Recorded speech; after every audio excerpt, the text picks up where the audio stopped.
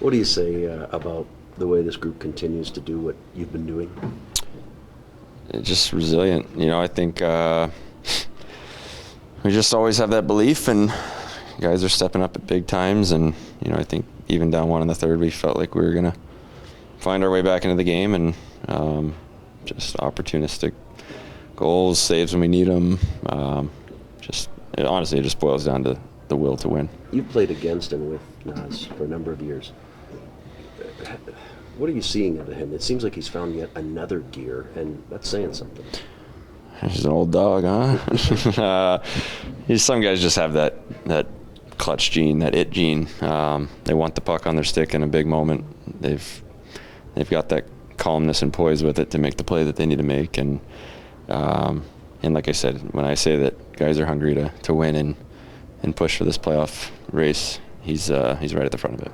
Does that change the nerves on the bench at all on the breakaway? Are you guys confident in that scenario? Or Frosty gave me a little pop on the chest and here goes showtime, and then that was it. That was it. So we had a lot of faith in him. He looked a little gassed, but he and the dome ice can be a little tricky late in games. But like I said, he's just got that it factor.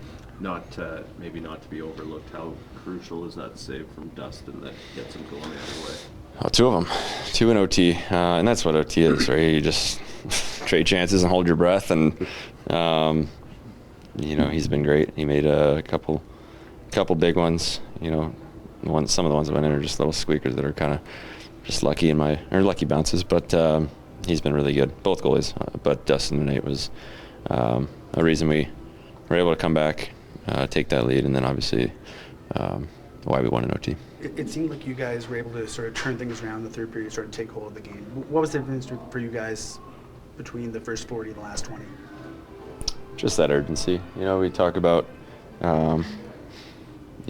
urgent, not desperate, and I thought guys were simple. We got to our game in the third, got away from it the last 5-6 minutes of the second, and our team's got a pretty good finger on the pulse. We knew that's not the way we need to play if we're going to find ways to win. And to everyone's credit, they flipped the switch, and I thought we took control for that third period. What is the biggest difference between urgent and desperate in the way it looks out on the ice? It's a calmness to still make plays. You don't want to just grip the stick and get pucks deep and not still look to create. But it's an awareness of winning blue lines, making sure if you don't have numbers, you're getting it behind. Make their D turn, go to work, quick up pucks. Just got little cues that we have, and you don't want it to get sloppy and you just work dumb. You want to work smart. And like I said, I think we've got a pretty good idea of what it looks like, and we're all going. You mentioned what Frost had said on the bench and what he was thinking. What were you thinking as he's going down the ice?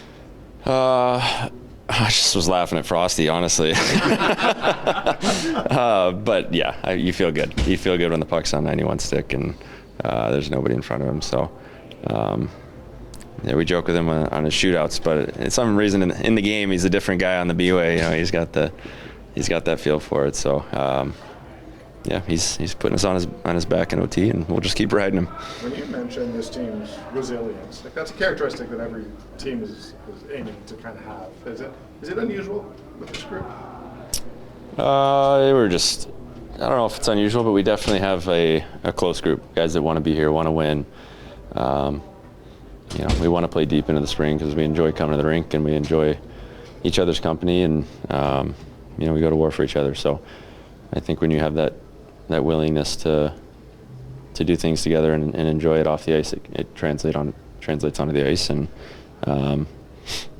we just got ultra competitive guys. So I'm really proud of this group and happy to be part of it.